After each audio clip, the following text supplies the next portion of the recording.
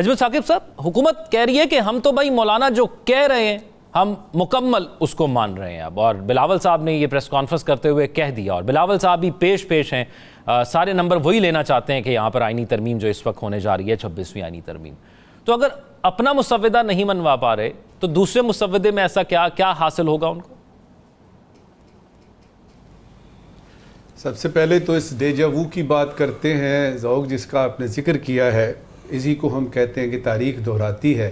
لگتا ہے یہ سارا کچھ پہلے ہوا ہے، تو یہ بھی تو لگتا ہے نا کہ عوام کو پہلے بھی کبھی نہیں بتایا گیا تھا کہ کیا ہو رہا ہے، ابھی بھی نہیں بتایا جا رہا. اب تو بالکل آنکھوں میں بالکل جوتوں سمیت گھس کے بتایا جا رہا ہے کہ جی آپ کسی قابل نہیں ہیں، آپ کو کیوں بتائیں کہ یہ کیا ہو رہا ہے.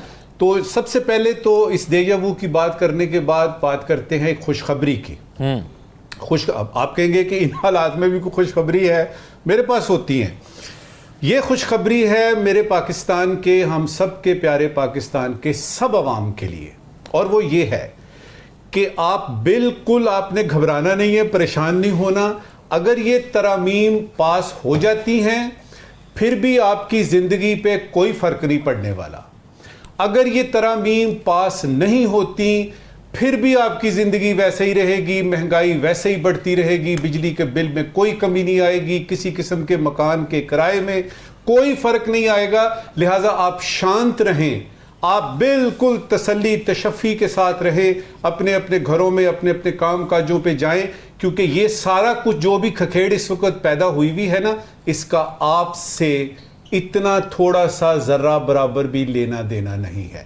تو یہ خوشخبری سنانے کے بعد اب آپ کو ایک خبر دیتے ہیں. جی، خبر یہ ہے کہ اتنے دنوں سے ہم سب لوگ اس پہ ٹیوے لگا رہے تھے نا، اندازے لگا رہے تھے کہ کیا وجہ ہے، کیوں یعنی یہ حکومت کو اچانک اتنی جلدی کس چیز کی ہے، یہ بلاول صاحب کیوں اتنے زیادہ پریشان ہیں کہ یہ ترامیم کریں گے. پھر ہمیں خیال آیا، ہم نے کئی دفعہ اس پروگرام میں بات کی کہ یار یہ جو 25 اکتوبر ہے نا، یہ بڑا مسئلہ ہے یار. یہ جو چیف صاحب ہمارے جا رہے ہیں نا، چیف جسٹس صاحب، اس کا بڑا مسئلہ ہے. سمجھ نہیں آ رہی تھی تو آج بلی جو ہے وہ تھیلے سے نکلتی ہے. یہ خبر ہے، تھیلے سے بلی نکلتی ہے، اور وہ بلی نکالتے کون ہیں؟ خواجہ آصف صاحب نکالتے ہیں، جو کہ وزیر دفاع ہے. وہ کیا کہتے ہیں؟ وہ کھل کے بتاتے ہیں صاف الفاظ میں، شستہ اردو میں، کہ کیا وجہ ہے کہ ہم یہ ترامیم لے کے آ رہے ہیں. اس میں وہ کہتے ہیں کہ یہ جو آپ کی عدلیہ ہے وہ اپنی حدود کراس کر رہی تھی، کراس کی اس نے، اور ہم یہ چاہتے ہیں. انہوں نے لفظ جو استعمال کیا اومنیپٹنٹ کا، کہ یہ جو ہے یعنی یوں سمجھ، ویسے تو اومنیپٹنٹ کا لفظ استعمال ہوتا ہے اللہ میاں کی ذات کے لیے، کیونکہ سارے جو ہیں وہ حساب کتاب اس کے ہیں، ساری طاقت اس کے پاس ہے.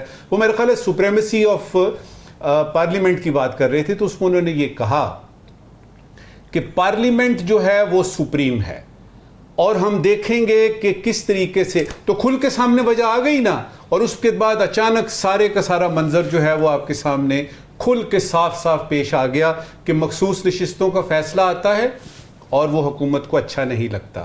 اس میں پی ٹی آئی کو دے دی جاتی ہیں مخصوص نشستیں، اور ساتھ ہی ایک جو دم چھلا لگا دیا جاتا ہے کہ پی ٹی آئی حقیقت میں ایک سیاسی جماعت ہے.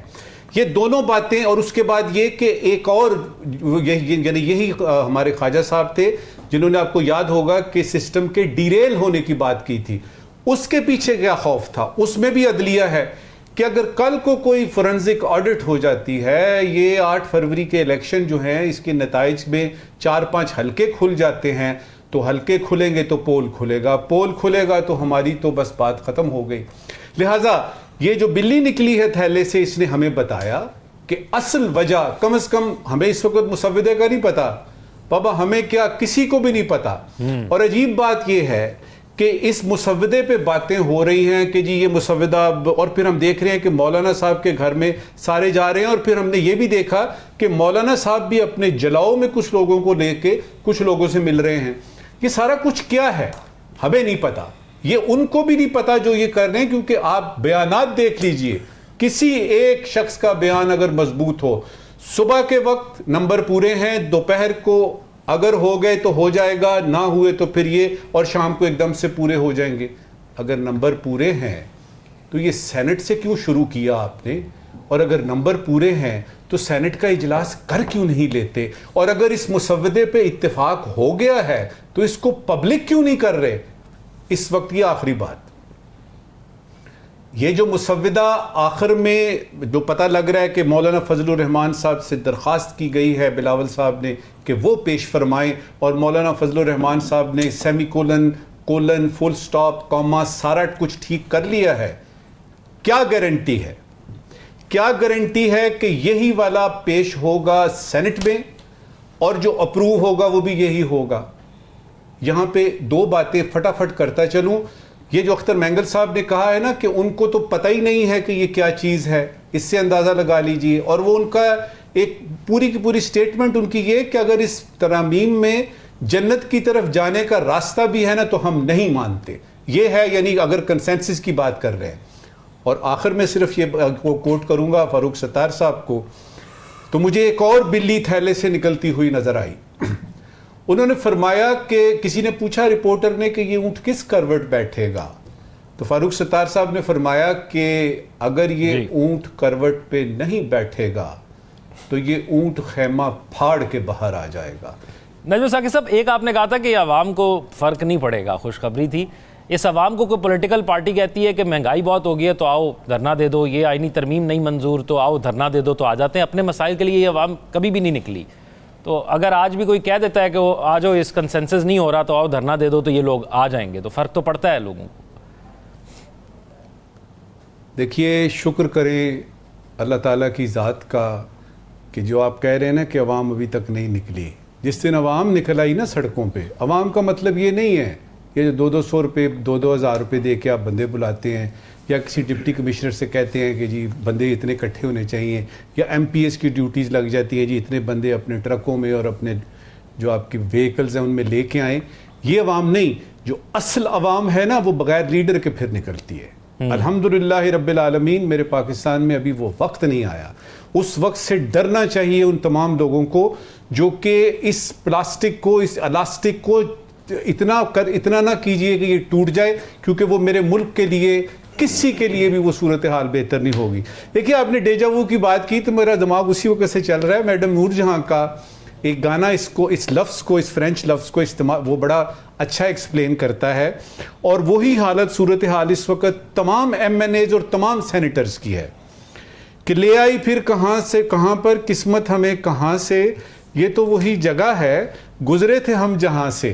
اب کتنی دفعہ ہوگا، لیکن میں نے ایک اچھی بات نوٹ کی. آپ کو پتا نا میں اچھی باتیں نوٹ کر کے آپ سے ضرور شیئر کرتا ہوں. اچھی بات میں نے اس ساری کھیڑ میں ایک نوٹ کی، اور وہ یہ ہے کہ وہ جو ہارس ٹریڈنگ والا رولا تھا نا کہ پتہ لگتا تھا جی کہ یہ 50 کروڑ 30 کروڑ 20 کروڑ، ابھی تک ایز وی اسپیک میرے سامنے کوئی ایسی رپورٹ نہیں آئی کہ کوئی ایم این اے یا کوئی سینیٹر وہ بک گیا ہے. تو کوئی ایم این اے یا کوئی سینیٹر جو کہ اپوزیشن سے تھا اس نے کہا ہے ہاں جی بالکل میں بالکل تیار ہوں، میں ووٹ دوں گا. اور نہ ہی حکومت کی طرف سے کوئی ایسا اندیا ملا ہے جس پہ پتہ لگے کہ ہم نے 2-3 ووٹ. دیکھیے مولانا صاحب کو ملا کے بھی تو کچھ ووٹ چاہیے نا آپ کو، وہ کہاں سے آئیں گے؟